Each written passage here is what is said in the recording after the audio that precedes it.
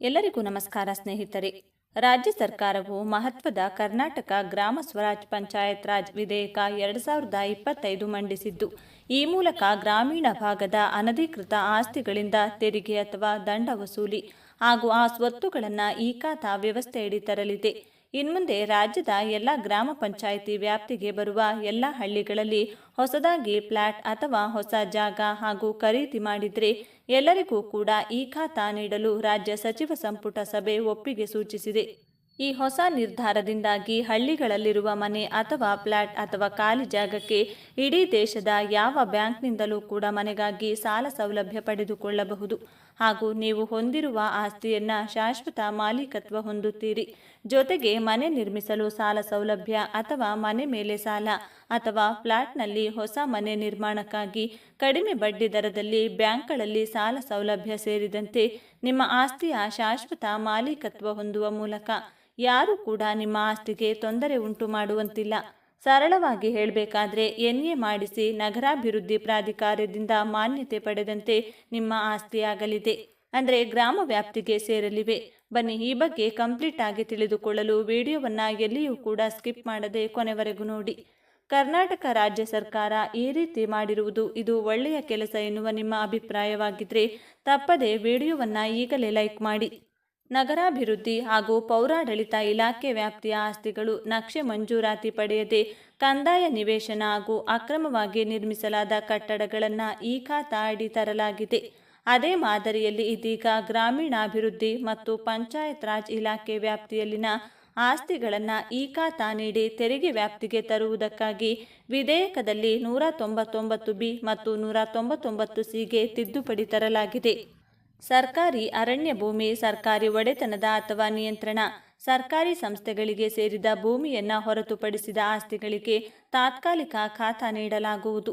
ಗ್ರಾಮ ಪಂಚಾಯಿತಿ ಮಾದರಿ ಕಟ್ಟಡ ಉಪನಿಧಿಗಳ ನಿಯಮ ಉಲ್ಲಂಘಿಸಿ ನಿರ್ಮಿಸಿದ ಕಟ್ಟಡ ಅಥವಾ ಪರಿವರ್ತನೆಯಾಗದ ಭೂಮಿ ಇಲ್ಲವೇ ಪರಿವರ್ತನೆಯಾದ ಭೂಮಿ ಆದರೆ ಕಂದಾಯ ಭೂಮಿ ಮೇಲಿನ ಅನುಮೋದಿತವಲ್ಲದ ಬಡಾವಣೆ ಅಥವಾ ನಿವೇಶನ ಕಟ್ಟಡ ಸೇರಿ ಪ್ರತಿಯೊಂದು ಕಟ್ಟಡ ಖಾಲಿ ನಿವೇಶನಗಳಿಗೆ ಬಿ ನಮೂನೆಯ ಈ ಖಾತಾ ಅನ್ವಯವಾಗಲಿದೆ.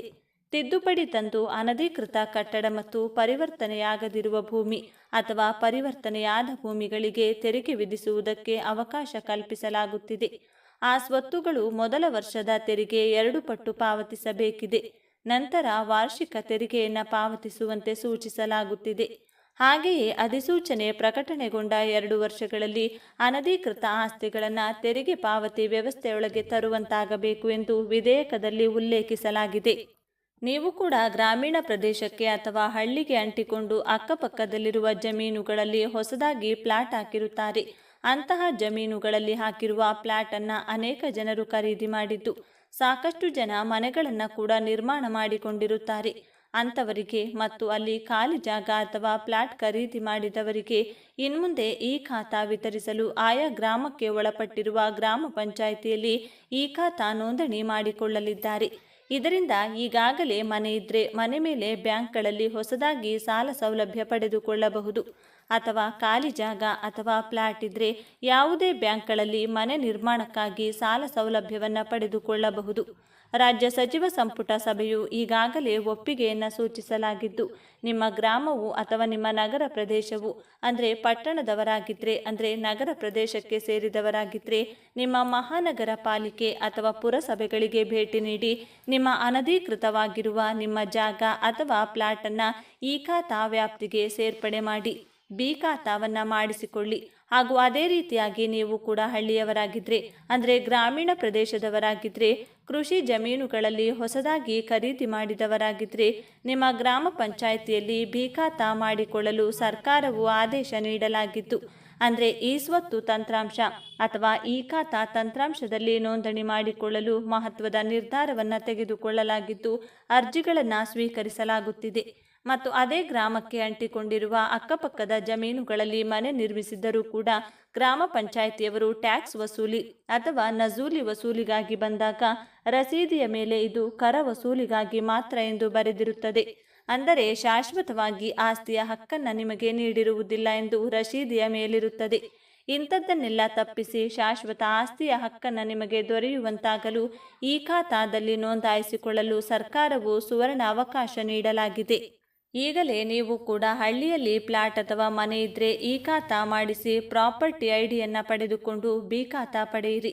ಗ್ರಾಮೀಣ ಪ್ರದೇಶದಲ್ಲಿ 96 ಲಕ್ಷ ಅನಧಿಕೃತ ಆಸ್ತಿಗಳಿವೆ ಎಂದು ಹೇಳಲಾಗಿದ್ದು, ಗ್ರಾಮ ಪಂಚಾಯಿತಿಗಳು ಅಗತ್ಯ ಸೌಲಭ್ಯ ಕಲ್ಪಿಸಿದ್ದರೂ ಈ ಸ್ವತ್ತು ಗುರುತಿನ ಸಂಖ್ಯೆ ಅಥವಾ ಬಿ ಖಾತಾ ಇಲ್ಲದ ಕಾರಣ ತೆರಿಗೆ ವಸೂಲಿ ಮಾಡಲು ಸಮಸ್ಯೆಯಾಗಿತ್ತು. ಆಸ್ತಿಗಳನ್ನು ಹೊಂದಿದ ಮಾಲೀಕರಿಗೆ ವಹಿವಾಟು, ಬ್ಯಾಂಕ್ ಸಾಲ ಪಡೆಯಲು ತೊಂದರೆಯಾಗಿತ್ತು. ಈ ಖಾತಾ ನೀಡುವುದರಿಂದ ಈ ಸಮಸ್ಯೆ ಬಗೆಹರಿಯಲಿದೆ ಎಂದು ಹೇಳಲಾಗಿದೆ. ನೀವು ಗೂಗಲ್ ಪೇ, ಫೋನ್ಪೇ ಬಳಕೆದಾರರೇ, UPI ಸೇವೆಯನ್ನು ಬಳಸ್ತಿದ್ದೀರಾ? ಹಾಗಾದರೆ ನೀವು ಈ ಸುದ್ದಿಯನ್ನು ನೋಡಲೇಬೇಕು. ಹೌದು, ಭಾರತೀಯ ರಾಷ್ಟ್ರೀಯ ಪಾವತಿ ನಿಗಮದ ಹೊಸ ನಿಯಮಗಳು ಏಪ್ರಿಲ್ 1, 2025ರಿಂದ ಜಾರಿಗೆ ಬರಲಿದೆ.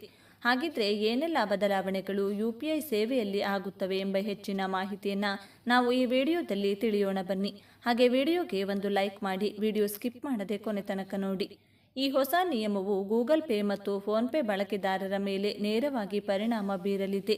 ಏಪ್ರಿಲ್ 1ರಿಂದ ಸ್ಥಗಿತಗೊಂಡಿರುವ ಮೊಬೈಲ್ ಸಂಖ್ಯೆಗಳಲ್ಲಿರುವ UPI ಐಡಿಗಳನ್ನು ಅಳಿಸಲು NPCI ಬ್ಯಾಂಕುಗಳಿಗೆ ನಿರ್ದೇಶನವನ್ನು ನೀಡಿದೆ. UPI ಪಿನ್, ಡೆಬಿಟ್ ಕಾರ್ಡ್ ಬೇಕಿಲ್ಲ, ಸುಲಭವಾಗಿ ಪಿನ್ ಬದಲಾಯಿಸಬಹುದು. ಈ ಟ್ರಿಕ್ ಬಳಸಿ ಹಲವು ಮೊಬೈಲ್ ಸಂಖ್ಯೆಗಳನ್ನು ಡಿಲೀಟ್ ಮಾಡಲಾಗುತ್ತದೆ. ಒಬ್ಬ ವ್ಯಕ್ತಿ ಒಂದು ಮೊಬೈಲ್ ಸಂಖ್ಯೆಗಿಂತ ಹೆಚ್ಚಿನ ಮೊಬೈಲ್ ನಂಬರ್ ಹೊಂದಿದ್ರೆ ಅವುಗಳನ್ನು ತೆಗೆದುಹಾಕಬೇಕು ಎಂದು ಎಲ್ಲ ಬ್ಯಾಂಕುಗಳಿಗೆ ನಿರ್ದೇಶನವನ್ನು ನೀಡಿದೆ. ಏಪ್ರಿಲ್ 1, 2025ರಿಂದ ಬ್ಯಾಂಕುಗಳು ತಮ್ಮ ಹೆಸರಿನಲ್ಲಿ ನೋಂದಾಯಿಸಲಾದ ಮತ್ತು ಪ್ರಸ್ತುತ ಬೇರೆಯವರು ಬಳಸುತ್ತಿರುವ ಮೊಬೈಲ್ ಸಂಖ್ಯೆಗಳನ್ನು ಅಳಿಸಬೇಕಾಗುತ್ತದೆ. ಹೆಚ್ಚುವರಿಯಾಗಿ ಇನ್ಮುಂದೆ ಸಕ್ರಿಯವಾಗಿರದ ಅಥವಾ ಬಳಕೆಯಲ್ಲಿಲ್ಲದ ಯಾವುದೇ ಮೊಬೈಲ್ ಸಂಖ್ಯೆಗಳನ್ನು ಬ್ಯಾಂಕಿನ ದಾಖಲೆಗಳಿಂದ ತೆಗೆದುಹಾಕಬೇಕು. ಈ ಕಾರ್ಯತಂತ್ರದ ಕ್ರಮವು UPI ವಹಿವಾಟುಗಳ ಸುತ್ತಲಿನ ಭದ್ರತೆಯನ್ನು ಬಿಗಿಗೊಳಿಸುವ ಗುರಿಯನ್ನು ಹೊಂದಿದೆ, ಅನಧಿಕೃತ ವಹಿವಾಟುಗಳ ವಿರುದ್ಧ ರಕ್ಷಣೆಯನ್ನು ಒದಗಿಸುತ್ತದೆ ಮತ್ತು ಬಳಕೆದಾರರಿಗೆ ಸುರಕ್ಷಿತ ಬ್ಯಾಂಕಿಂಗ್ ವ್ಯವಸ್ಥೆಯನ್ನು ಕಲ್ಪಿಸಿಕೊಡಲಾಗುತ್ತದೆ. UPI ವಹಿವಾಟುಗಳ ಸುರಕ್ಷತೆಯನ್ನು ಹೆಚ್ಚಿಸುವ ಮತ್ತು ವಂಚನೆಯ ಚಟುವಟಿಕೆಗಳನ್ನು ತಡೆಯುವ ಪ್ರಯತ್ನದಲ್ಲಿ ಭಾರತೀಯ ರಾಷ್ಟ್ರೀಯ ಪಾವತಿ ನಿಗಮ ಎಲ್ಲ ಬ್ಯಾಂಕುಗಳಿಗೆ ಈ ಆದೇಶವನ್ನು ನೀಡಿದೆ. ಸಿಸ್ಟಮ್ ಅಪ್ಡೇಟ್ ಅಗತ್ಯ. ತಪ್ಪಾದ UPI ವಹಿವಾಟುಗಳ ಅಪಾಯವನ್ನು ತಡೆಯುವ ಕ್ರಮವಾಗಿ ಎಲ್ಲ ಬ್ಯಾಂಕುಗಳು ಮತ್ತು UPI ಪಾವತಿ ಸೇವಾ ಪೂರೈಕೆದಾರರು ನಿಯಮಿತವಾಗಿ ಸಿಸ್ಟಮ್ ನವೀಕರಣಗಳನ್ನು ನಡೆಸಬೇಕೆಂದು ಭಾರತೀಯ ರಾಷ್ಟ್ರೀಯ ಪಾವತಿ ನಿಗಮ ಕಡ್ಡಾಯಗೊಳಿಸಿದೆ. ಏಪ್ರಿಲ್ 1, 2025ರಿಂದ ಪ್ರಾರಂಭವಾಗಲಿರುವ ಹೊಸ ಮಾರ್ಗಸೂಚಿಗಳ ಅನುಷ್ಠಾನದೊಂದಿಗೆ ಜುಲೈ 16, 2024ರಂದು NPCI ಕರೆದ ಸಭೆಯ ನಂತರ ಈ ನಿರ್ದೇಶನವು ಹೊರಹೊಮ್ಮಿದೆ. UPI ವಹಿವಾಟುಗಳ ಸುರಕ್ಷತೆ ಮತ್ತು ದಕ್ಷತೆಯನ್ನು ಹೆಚ್ಚಿಸುವುದು. ದೇಶಾದ್ಯಂತ ಡಿಜಿಟಲ್ ಪಾವತಿಗಳಿಗೆ ಸುರಕ್ಷಿತ ವಾತಾವರಣವನ್ನು ಖಚಿತಪಡಿಸುವುದು ಈ ನಿರ್ಧಾರದ ಹಿಂದಿನ ಉದ್ದೇಶವಾಗಿದೆ. ಹಣಕಾಸು ಸಂಸ್ಥೆಗಳು ಮತ್ತು ಡಿಜಿಟಲ್ ಪಾವತಿ ವೇದಿಕೆಗಳು ತಮ್ಮ ವ್ಯವಸ್ಥೆಗಳನ್ನು ನವೀಕೃತವಾಗಿರಿಸಿಕೊಳ್ಳುವಂತೆ ಕೇಳಿಕೊಳ್ಳುವ ಮೂಲಕ ವಹಿವಾಟು ದೋಷಗಳ ನಿದರ್ಶನಗಳನ್ನು ಗಣನೀಯವಾಗಿ ಕಡಿಮೆ ಮಾಡುವುದು NPCI ಗುರಿಯಾಗಿದೆ. ಈ ಹಂತವು UPI ಪಾವತಿಗಳ ವಿಶ್ವಾಸಾರ್ಹತೆಯನ್ನು ಹೆಚ್ಚಿಸಲು ಮಾತ್ರವಲ್ಲದೆ ಬಳಕೆದಾರರಲ್ಲಿ ಅವರ ವಹಿವಾಟಿನ ಸುರಕ್ಷತೆಯ ಬಗ್ಗೆ ಹೆಚ್ಚಿನ ವಿಶ್ವಾಸವನ್ನು ಮೂಡಿಸಲು ಸಹಾಯಕವಾಗುತ್ತದೆ. ಈ ನವೀಕರಿಸಿದ ಪ್ರೋಟೋಕಾಲ್ಗಳ ಅನುಷ್ಠಾನ ದಿನಾಂಕವು ಹತ್ತಿರದಲ್ಲಿದೆ. ಬ್ಯಾಂಕುಗಳು ಮತ್ತು ಪಾವತಿ ಸೇವೆಗಳು ಹೊಸ ಮಾನದಂಡಗಳನ್ನು ಅನುಸರಿಸಲು ಸಜ್ಜಾಗುತ್ತಿವೆ. ಇದು ಭಾರತದಲ್ಲಿ ಡಿಜಿಟಲ್ ವಹಿವಾಟು ಸುರಕ್ಷತೆಯನ್ನು ಹೆಚ್ಚಿಸುವತ್ತ ಪೂರ್ವಭಾವಿ ವಿಧಾನವನ್ನು ಸೂಚಿಸುತ್ತದೆ. ಇದಲ್ಲದೆ ತಪ್ಪಾದ ವಹಿವಾಟುಗಳನ್ನು ತಡೆಗಟ್ಟಲು ಬ್ಯಾಂಕುಗಳು ಮತ್ತು UPI ಪಾವತಿ ಸೇವಾ ಪೂರೈಕೆದಾರರು ಪ್ರತಿ ವಾರವೂ ಮೊಬೈಲ್ ಸಂಖ್ಯೆಗಳ ನವೀಕರಿಸಿದ ಪಟ್ಟಿಯನ್ನು ಸಿದ್ಧಪಡಿಸಲಾಗುತ್ತದೆ ಎಂಬುದನ್ನು ಮಾಹಿತಿಯಲ್ಲಿ ತಿಳಿಸಲಾಗಿದೆ. ಏಪ್ರಿಲ್ 1, 2025ರಿಂದ ಬ್ಯಾಂಕುಗಳು ಮತ್ತು UPI ಅರ್ಜಿಗಳು ಭಾರತೀಯ ರಾಷ್ಟ್ರೀಯ ಪಾವತಿ ನಿಗಮಕ್ಕೆ ಮಾಸಿಕ ವರದಿಯನ್ನು ಸಲ್ಲಿಸುವುದು ಕಡ್ಡಾಯವಾಗಿರುತ್ತದೆ. ಈ ವರದಿಯು ಮೊಬೈಲ್ ಸಂಖ್ಯೆಗಳೊಂದಿಗೆ ಸಂಯೋಜಿತವಾಗಿರುವ UPI ಐಡಿಗಳ ಪ್ರಮಾಣ, ಸಕ್ರಿಯ ಬಳಕೆದಾರರ ಸಂಖ್ಯೆ ಮತ್ತು UPI ಮೂಲಕ ನಡೆಸಲಾದ ವಹಿವಾಟುಗಳ ಪ್ರಮಾಣವನ್ನು ವಿವರಿಸಬೇಕು. ಈ ಕ್ರಮವು ಡಿಜಿಟಲ್ ವಹಿವಾಟುಗಳ ಸುರಕ್ಷತೆ ಮತ್ತು ದಕ್ಷತೆಯನ್ನು ಹೆಚ್ಚಿಸುವ ಗುರಿಯನ್ನು ಹೊಂದಿದೆ.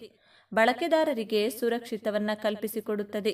ಏಕೀಕೃತ ಪಾವತಿ ಇಂಟರ್ಫೇಸ್ ಮೂಲಕ ವಹಿವಾಟುಗಳನ್ನು ನಡೆಸಲು ಬಳಕೆದಾರರು ತಮ್ಮ ಮೊಬೈಲ್ ಸಂಖ್ಯೆಗಳನ್ನು ವ್ಯವಸ್ಥೆಯಲ್ಲಿ ನವೀಕರಿಸಲು ತಮ್ಮ ಒಪ್ಪಿಗೆಯನ್ನು ನೀಡಬೇಕಾಗುತ್ತದೆ.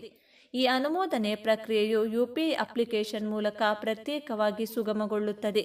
ಬಳಕೆದಾರರು ಈ ಒಪ್ಪಿಗೆಯನ್ನು ನೀಡದಿರಲು ಆಯ್ಕೆ ಮಾಡಿಕೊಂಡ್ರೆ ಅಥವಾ ಅವರ ಮೊಬೈಲ್ ಸಂಖ್ಯೆಯನ್ನು ನವೀಕರಿಸಲು ವಿಫಲವಾದರೆ ಈ ನಿರ್ದಿಷ್ಟ ಮೊಬೈಲ್ ಸಂಖ್ಯೆಯೊಂದಿಗೆ ಯಾವುದೇ UPI ವಹಿವಾಟುಗಳನ್ನು ನಿರ್ವಹಿಸಲು ಅವರಿಗೆ ಸಾಧ್ಯವಾಗುವುದಿಲ್ಲ. ಈ ನಿಯಮಗಳ ಜಾರಿಗಾಗಿ ಬ್ಯಾಂಕುಗಳು ಮತ್ತು UPI ಆಧಾರಿತ ಅಪ್ಲಿಕೇಶನ್ಗಳು ಕಟ್ಟುನಿಟ್ಟಿನ ಕ್ರಮವನ್ನು ಅನುಸರಿಸುವಂತೆ ಕಡ್ಡಾಯಗೊಳಿಸುತ್ತದೆ. ಈ ಕ್ರಮಗಳನ್ನು ಜಾರಿಗೆ ತರುವ ಮೂಲಕ UPI ವಹಿವಾಟುಗಳ ಸಮಗ್ರತೆ ಮತ್ತು ವಿಶ್ವಾಸಾರ್ಹತೆಯನ್ನು ಹೆಚ್ಚಿಸುವ ಗುರಿಯನ್ನು ಹೊಂದಿದೆ. ಬಳಕೆದಾರರು ಆರ್ಥಿಕ ಚಟುವಟಿಕೆಗಳನ್ನು ಸುರಕ್ಷಿತವಾಗಿ ಮಾಡಬಹುದು.